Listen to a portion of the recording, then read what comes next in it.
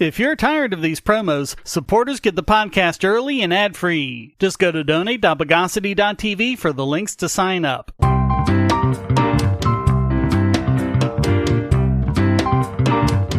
Welcome to the Bogosity Podcast for the week of March 10, 2024, the podcast that spent all its years in believing you.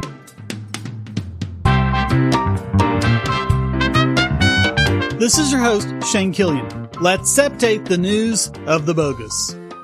A promise is a promise, so I'm giving you the results of Donald Trump's petition to the Supreme Court protesting Colorado taking him off the ballot for being an incitement-defying insurrectionologist. No news media BS, no biased pundits, no screeching Xers.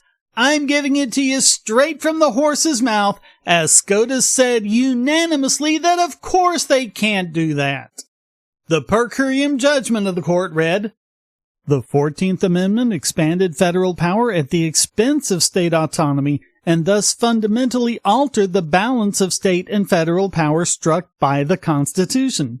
Section 1 of the amendment, for instance, bars the states from depriving any person of life, liberty, or property without due process of law, or denying to any person the equal protection of the laws. And Section 5 confers on Congress power to enforce those prohibitions, along with the other prohibitions of the amendment, by appropriate legislation. Section 3 of the amendment likewise restricts state autonomy, but through different means. It was designed to help ensure an enduring union by preventing former Confederates from returning to power in the aftermath of the Civil War. Agree with it or not, Amendment 14 was there to give the states less power, not more, and they were especially worried about what states could do to undermine federal elections. So the idea that it would be giving a state power to summarily kick someone off the ballot would have been ridiculous, as it would have given the southern states the power to kick off the radical Republican candidates. Quote, "The Constitution empowers Congress to prescribe how those determinations should be made. The relevant provision is Section 5, which enables Congress, subject of course to judicial review, to pass appropriate legislation to enforce the 14th Amendment. We conclude that states may disqualify persons holding or attempting to hold state office, but states have no power under the Constitution to enforce Section 3 with respect to federal offices, especially the presidency." And of course, they had to deal with that incredibly obvious problem, quote, "Some states might allow a Section 3 challenge to succeed based on a preponderance of the evidence, while others might require a heightened showing. Certain evidence, like the congressional report on which the lower courts relied here, might be admissible in some states, but inadmissible hearsay in others. Disqualification might be possible only through criminal prosecution as opposed to expedited civil proceedings in particular states. Indeed, in some states, unlike Colorado or Maine, procedures for excluding an ineligible candidate from the ballot may not exist at all. The result could well be that a single candidate will be declared ineligible in some states, but not others, based on the same conduct and perhaps even the same factual record. The patchwork that would likely result from state enforcement would sever the direct link that the framers found so critical between the national government and the people of the United States as a whole. The disruption would be all the more acute and could nullify the votes of millions and change the election result if Section 3 enforcement were attempted after the nation has voted. Nothing in the Constitution requires that we endure such chaos, arriving at any time or different times up to and perhaps beyond the inauguration. These are not the only reasons the states lack power to enforce this particular constitutional provision with respect to federal offices, but they are important ones, and it is the combination of all the reasons set forth in this opinion, not, as some of our colleagues would have it, just one particular rationale that resolves this case. In our view, each of these reasons is necessary to provide a complete explanation for the judgment the court unanimously reaches. The judgment of the Colorado Supreme Court is reversed. The mandate shall issue forthwith. It is so ordered. Mic drop. Now, a unanimous per curiam ruling doesn't preclude other justices from publishing their own concurrence if they feel some kind of way about it. The first one is Barrett, and she's just displaying the quintessential problem with Federalist Society institutionalists. They don't ever want to actually fix the problem. Just slap on the tiniest band-aid that they can get away with. Normally, it's Roberts who's all squishy about this, but Barrett may actually be worse. She wrote, I agree that states lack the power to enforce Section 3 against presidential candidates. That principle is sufficient to resolve this case, and I would decide no more than that. And then just dust her hands off and get on with the next case. Quote, in my judgment, this is not the time to amplify disagreement with stridency.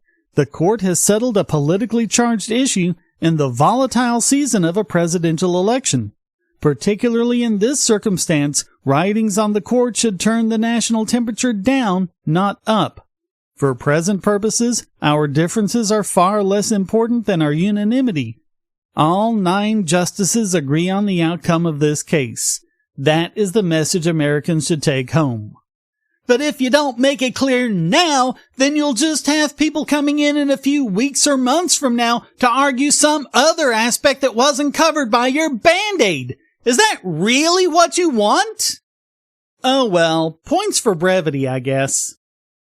Then there's the concurrence by Sotomayor, Kagan, and Jackson, which is not a dissent. Several in the news media and on shows like The View have been trying to make it one, but no, they're concurring.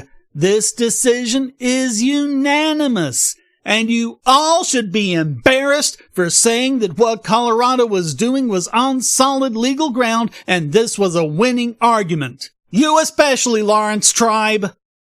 Of course, the trio really don't like a lot of the ramifications of the decision they absolutely had to make under the plain reading of the Constitution, so they had to do the same kind of weaseling that Barrett did. Quote, if it is not necessary to decide more to dispose of a case, then it is necessary not to decide more.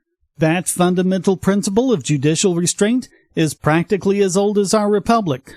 Today, the court departs from that vital principle, deciding not just this case, but challenges that might arise in the future.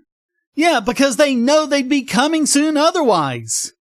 Quote, in this case, the court must decide whether Colorado may keep a presidential candidate off the ballot on the ground that he is an oath-breaking insurrectionist and thus disqualified from holding federal office under Section 3 of the 14th Amendment. Allowing Colorado to do so would, we agree, create a chaotic state-by-state patchwork at odds with our nation's federalism principles. That is enough to resolve this case. They cited Marbury v. Madison because all of a sudden they care about that seminal case that enforced the principles of federalism and separation of powers. We'll see if they remember it when the presidential immunity case comes before them in a few weeks. Quote, although only an individual state's action is at issue here, the majority opines on which federal actors can enforce Section 3 and how they must do so. The majority announces that a disqualification for insurrection can occur only when Congress enacts a particular kind of legislation pursuant to Section 5 of the 14th Amendment. In doing so, the majority shuts the door on other potential means of federal enforcement. We cannot join an opinion that decides momentous and difficult issues unnecessarily, and we therefore concur only in the judgment. Well, they made that judgment because that's what the text of the Constitution clearly says. But they don't like that because it closes off a potential means that a lot of leftists are counting on. If Chutkan can manage to get the J6 case over before Election Day and manipulate the biased D.C. jury into convicting him, they could have excluded Trump on those grounds. They don't like that the majority cut that off at the knees. Oh, think I'm being unfair with that analysis? Quote, ultimately, under the guise of providing a more complete explanation for the judgment, the majority resolves many unsettled questions about Section 3. It forecloses judicial enforcement of that provision, such as might occur when a party is prosecuted by an insurrectionist yeah, okay, they need to fire their proofreader, and raises a defense on that score.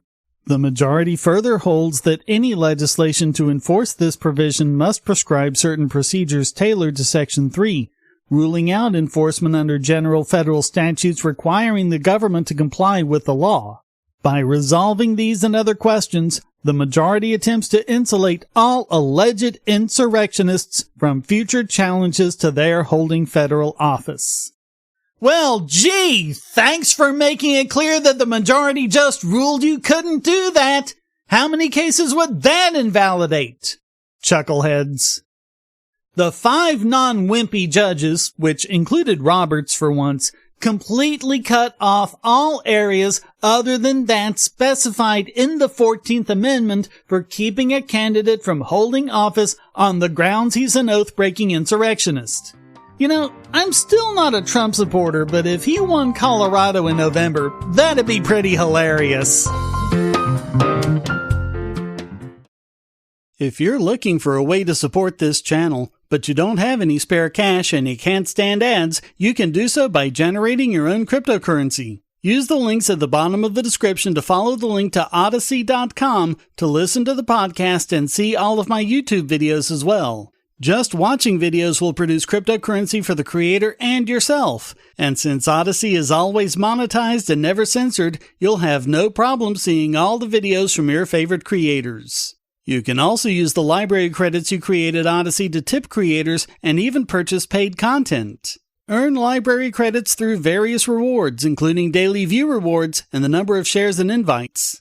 And you can interact with creators in all sorts of ways, including like and dislike, comment, boost a post by supporting it, repost it, and share to other sites, all while earning crypto for the creator. Easily monetize yourself and your favorite creators using cryptocurrency, without advertising. Use the link below to visit this channel on Odysee.com and see many of your other favorites there as well.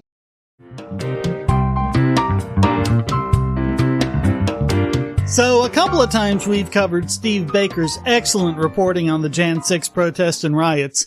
He's helped cover a lot of the lies the Biden administration and the news media have told about the events of that day. We also covered how the FBI has been threatening him with arrest over protected First Amendment activity, and now they've done it.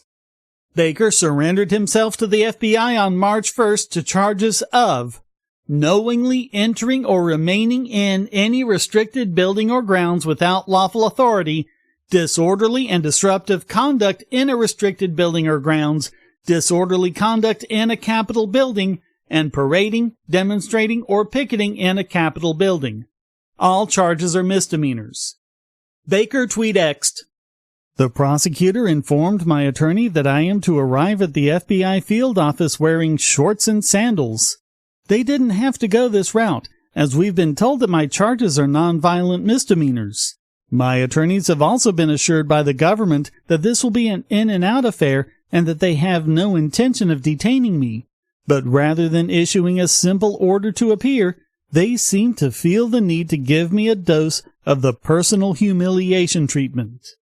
Matthew Peterson, editor-in-chief of Blaze Media, said, quote, "What the federal government is doing to Steve is unconscionable. Americans should not have unknown charges hanging over their heads for years on end, and the timeline here suggests the government is now retaliating against him for the stories he's filed with us.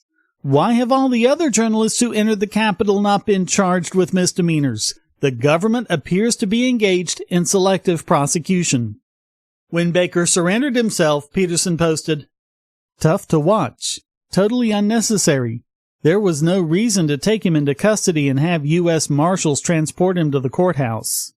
Steve Baker is from North Carolina, just like another journalist, Stephen Ethan Horn, who was convicted last September on similar charges. Like Baker, prosecutors questioned his press credentials and said he was no different from hundreds of other rioters on that day.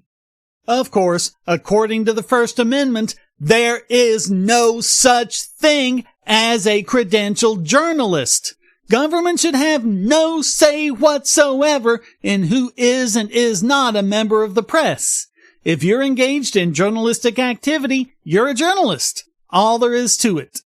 Not to mention the fact that his J6 footage was used in HBO documentaries, by the New York Times, and has been the source for hundreds of stories, and that's not to mention the J6 committee hearings.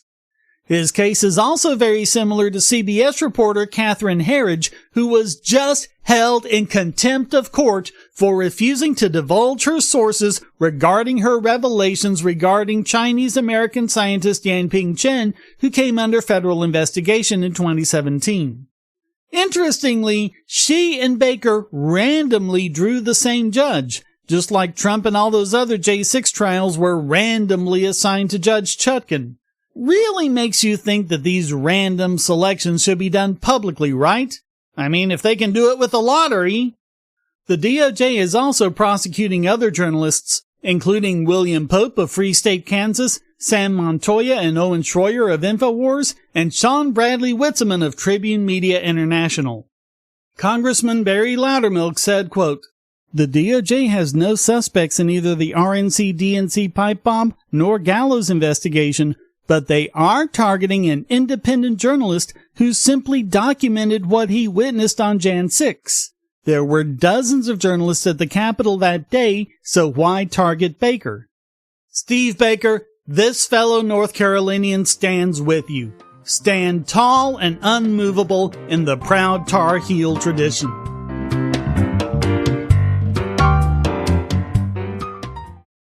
If you're on the Wi-Fi in a coffee shop or hotel, anyone on that network can get your traffic. Do you really trust all of those strangers? For that matter, do you really trust your ISP? A VPN can protect you from prying eyes, disguise your location, and even foil government censors. It's essential in this day and age, so go to vpn.bogosity.tv and you'll be taken to BoxPN. Starting at just $2.99 a month, you can get unlimited high-speed connections to VPN servers all over the world, and they don't log connections, so your privacy is assured. Traveling abroad, just VPN home, and don't worry about what those other governments are doing. Back at home, stop your ISP from traffic shaping and messing with the quality internet access you're paying good money for. You can connect from multiple machines at once, including your smartphone or tablet, and it supports all the secure standards, including OpenVPN and SSTP.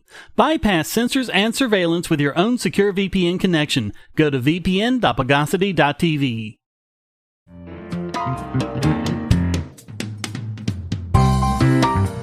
As for legacy news, there might be some big changes coming, at least at CNN. As the network faces major financial challenges, a report says they might have to get rid of their more famous hosts, including Anderson Cooper, Chris Wallace, and Wolf Blitzer. According to a source described as a network insider, quote, "Anderson knows he's on the chopping block because he makes a whopping $20 million a year. He's already started looking for a new gig. Chris Wallace takes $8 million and figures he's a likely target too. Everybody knows the focus is on cutting costs. No one is safe." In some cases, their contracts won't expire until after the November election, but it just may be that their contracts won't be renewed so that lesser paid hosts can take over their time slots.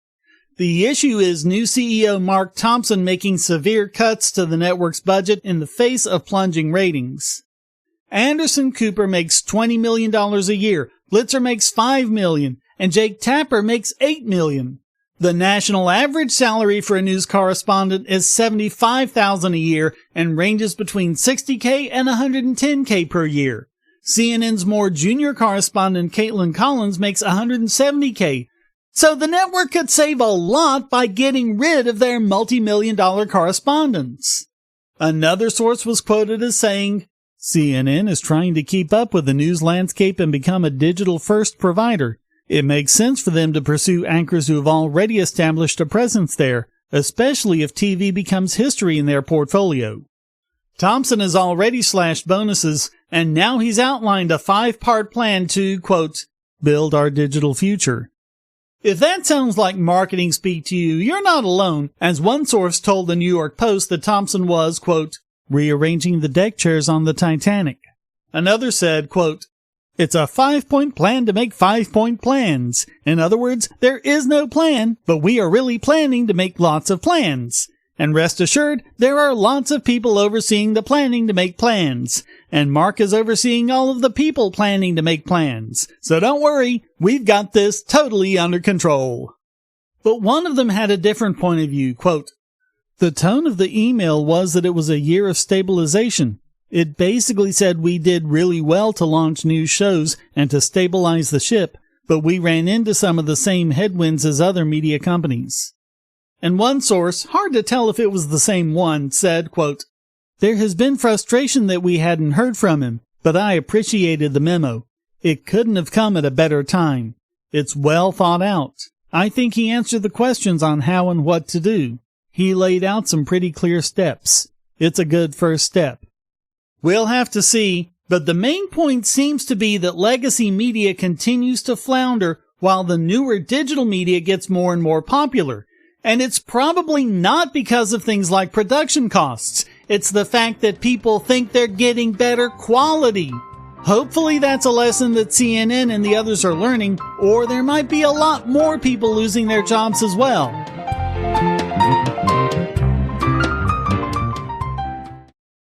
Do you have children, or nieces or nephews? Are you homeschooling, or just want to counter some of the socialist indoctrination most children get in school? If so, go to bogosity.tv/TuttleTwins, and you'll be taken to a website where you can get some great books for elementary-aged children. The Tuttle Twins books are books about liberty and free market economics that include children's versions of Bastiat's The Law, Leonard Read's I, Pencil, and Hayek's The Road to Serfdom, as well as books about the Federal Reserve and how regulations protect business cronies. They'll learn about the harm caused by eminent domain, or regulations passed in the name of safety, and fundamental concepts of liberty. And as you can see from the sample pages on the website, they're all easy to read and nicely illustrated. They're just $9.99 a piece, or get a special discount as well as free bonuses when you purchase all 5. You can even buy in bulk to donate to schools and local libraries. So get the Tuttle Twins books at bogosity.tv/TuttleTwins.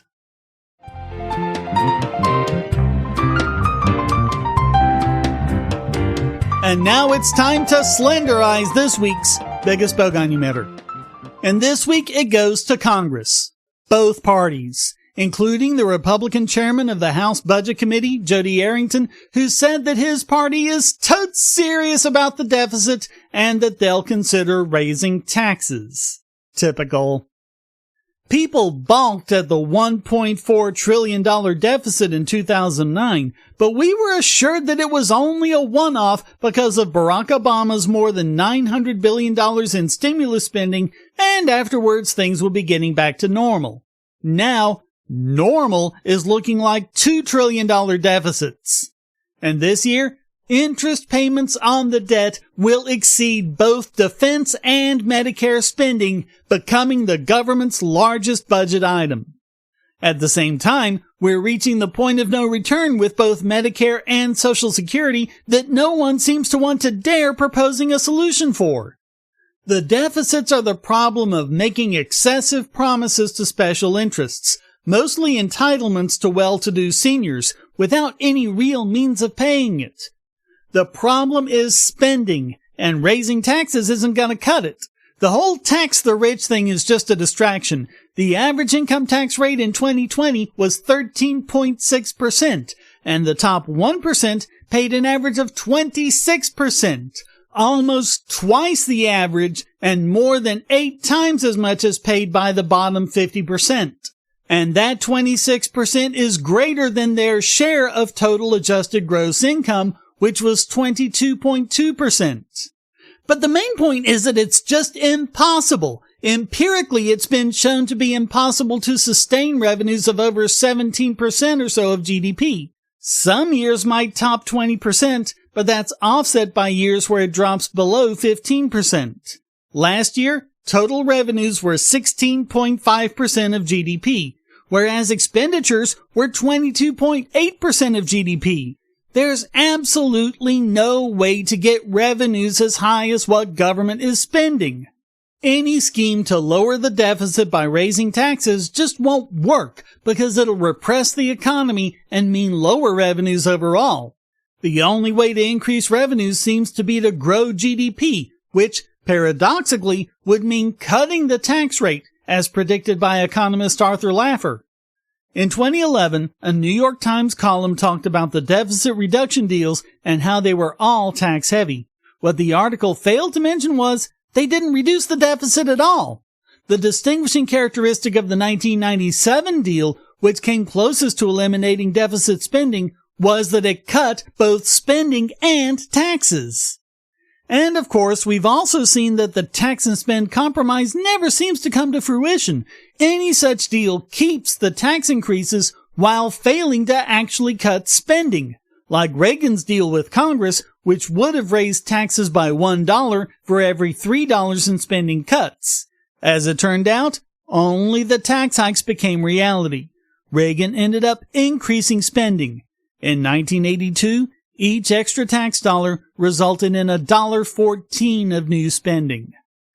The sad thing is, you wouldn't even have to cut all that much to balance the budget. Last year, revenues were $4.44 trillion.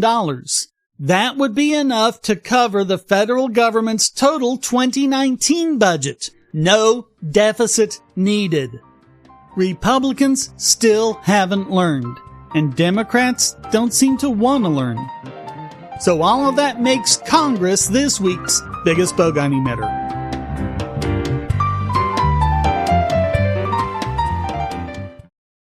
I want to tell you about the eyeglasses I've been wearing for years. As people can see on my videos, I have a very strong prescription, which makes glasses more expensive, especially when I need computer glasses, reading glasses, prescription sunglasses, and most expensively, progressive lenses for general everyday wear.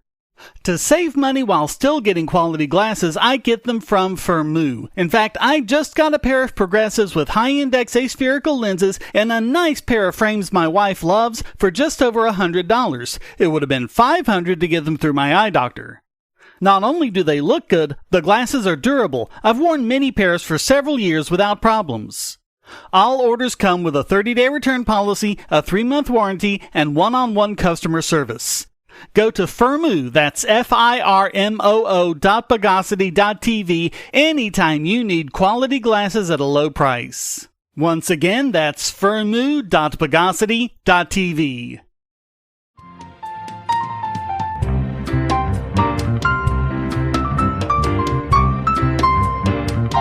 And now let's over-industrialize this week's Idiot Extraordinaire!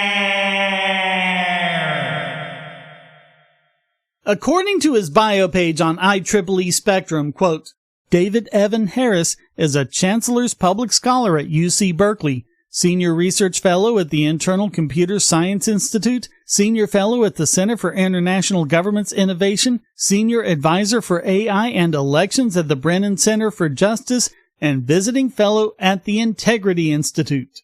And he's a complete moron.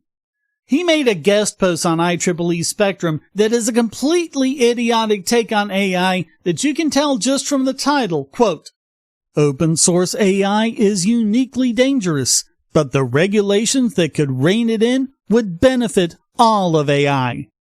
I'm just going to read out the opening paragraph as is, quote, When people think of AI applications these days, they likely think of closed source AI applications like OpenAI's ChatGPT, where the system software is securely held by its maker and a limited set of vetted partners.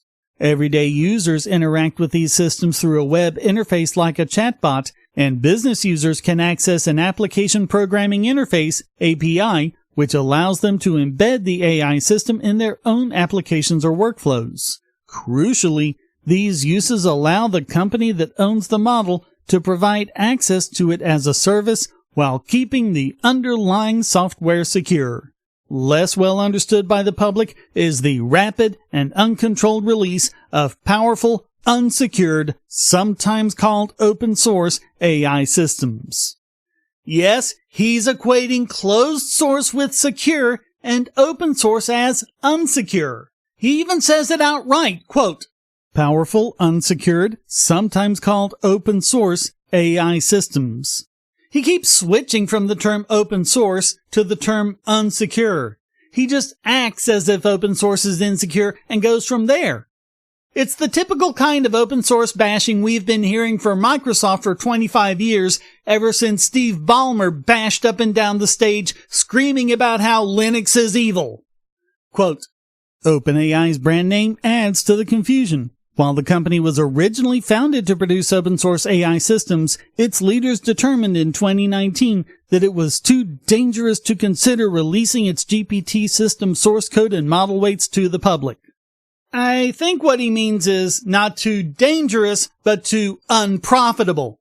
Because maybe, just maybe, they closed it for reasons of making money, not safety. Of course, there's no evidence for that at all. Except for the millions and millions they got from investors when they made that announcement. Nah, must be a conspiracy theory. Quote, other examples of companies releasing unsecured AI systems include Stability AI, Hugging Face, Mistral, Eleuther AI, and the Technology Innovation Institute.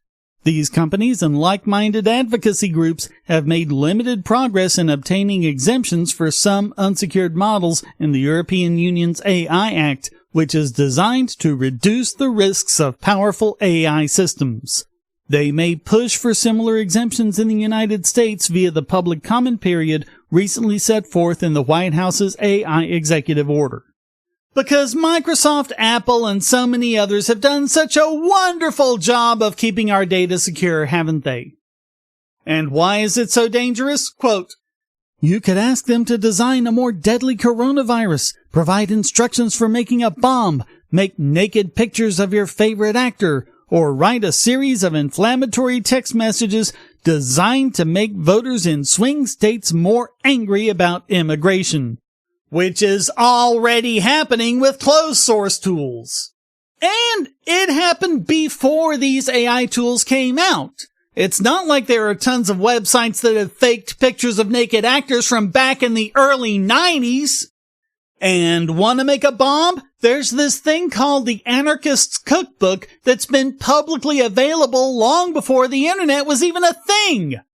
Or you could just look at any given chemistry textbook. Besides, given that ChatGPT can't even cite a legal case properly, what makes you think it could successfully tell you how to make a bomb? LLMs are hallucinating chatbots with delusions of knowledge. Not to really insult LLMs, because that's not what they're for. It's like trying to use a Rubik's Cube for an umbrella. It's not going to do the job because that's not why it exists. It's basically the same old fear-mongering. People could use it to scam people, interfere in elections, make deepfake porn, blah, blah, blah, blah, blah. What he fails to mention is the massive benefit to the public of having open AI tools that we can use without constantly being under the yoke of some corporation or government regulator. And, of course, ignoring the enormous harms that would inevitably come from giving the ruling class the power to control what sort of math you can do on your own computer. Basically, take all the arguments against cryptocurrency and just do a search replace and you'll get this article. Or even just strong encryption. He's even calling for an AI version of Know Your Customer regulations. Most of what he's calling for is just idiotic regulations. Number 3, create liability is the dumbest. This is exactly like saying, a mass shooting happened, so sue the gun manufacturer. He wants coders to be liable for how people use their software. Whereas other measures, such as provenance, transparency of training data, and independent researcher access, are things that come naturally with open source. He wants government to, quote, establish a nimble regulatory body that can act and enforce quickly and update certain enforcement criteria. This entity would have the power to approve or reject risk assessments, mitigations, and audit results and have the authority to block model deployment. And, of course, they'll never, ever abuse it. What regulatory body is nimble anyway? Are we sure this wasn't written by an AI? His second is, quote, support fact-checking organizations and civil society groups, including the trusted flaggers defined by the EU Digital Services Act, and require generative AI companies to work directly with these groups. Yeah, because we've seen how reliable those are. He calls for, quote, eventually creating an international treaty for new international agency to prevent companies from circumventing these regulations. Basically, take the astounding failure of the DMCA and apply it to AI. The most laughable one is, quote, democratize AI access with public infrastructure. But the best way to do that is with open source. Otherwise, he's going to make AI work like the DMV. And none of these will ever be enough for him. Quote, these recommendations are only a start. They would initially be costly to implement and would require that regulators make certain powerful lobbyists and developers unhappy.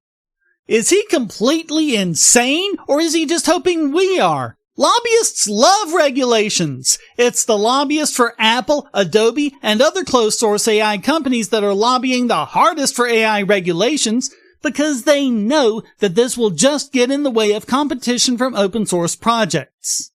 What powerful open-source lobbies does he think there are, anyway? This is just more of the Joseph Goebbels method. Accuse your opponent of what you yourself are doing. Last moronic comment. If actions like these are not taken, companies producing unsecured AI may bring in billions of dollars in profits while pushing the risks posed by their products onto all of us. So, making your software and code available for free will bring in billions of dollars in profits, and closed source won't? There are potential dangers with AI, but the only way these dangers are going to be real problems that we have no way of addressing is to prevent the development of open source models. So all of that makes David Evan Harris this week's Idiot Extraordinaire.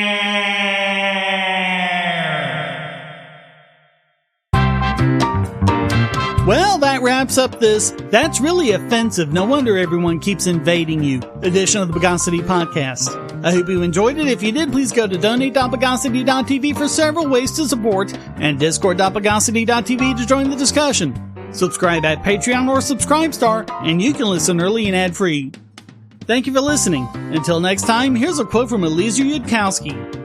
I can't help but notice the regulation failed, we need more regulation template. Maybe you just can't protect people from certain specialized types of folly with any sane amount of regulation. And the correct response is to give up on the high social costs of inadequately protecting people from themselves under certain circumstances. The Bogosity Podcast is licensed under Creative Commons Attribution Non-Commercial No Derivatives 4.0 International License.